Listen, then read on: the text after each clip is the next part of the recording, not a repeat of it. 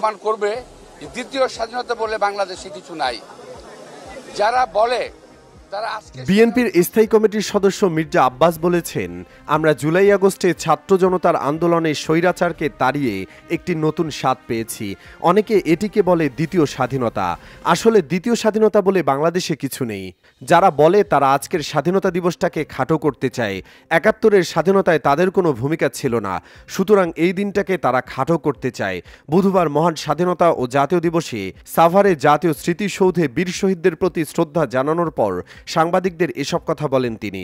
রাজনৈতিক দলগুলোর মাঝে অনৈক্য নেই উল্লেখ করে মির্জা আব্বাস বলেন, স্বার্থের সংঘাত আছে, প্রতিটা দলের নিজস্ব আদর্শিক জায়গা আছে, যার যার একটা মতাদর্শ আছে, যার যার মতাদর্শ থেকে কথা বলে।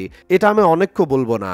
যদি কেউ অনৈক্য বলে এটাকে আমি এমন করে বলবো, এমন সময় যদি কখনো আসে জাতীয় বৃহত্তর ঐক্যের প্রয়োজন পড়বে, স্বাধীনতা সার্বভৌমত্ব রক্ষায় ঐক্যের প্রয়োজন পড়বে, তখন কিন্তু আমরা সবাই এক হয়ে যাব। এখানে কোনো ভুল নেই।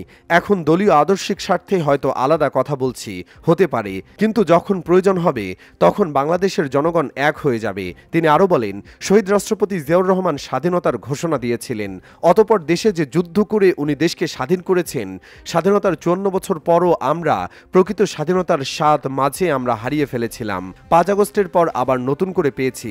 ৭১-এর বীর শহীদ যারা প্রাণের বিনিময়ে তাদের স্বাধীনতা দিয়েছিলেন, রক্তের বিনিময়ে যারা স্বাধীনতা এনে দিয়েছেন, তাদের স্মরণ করছি।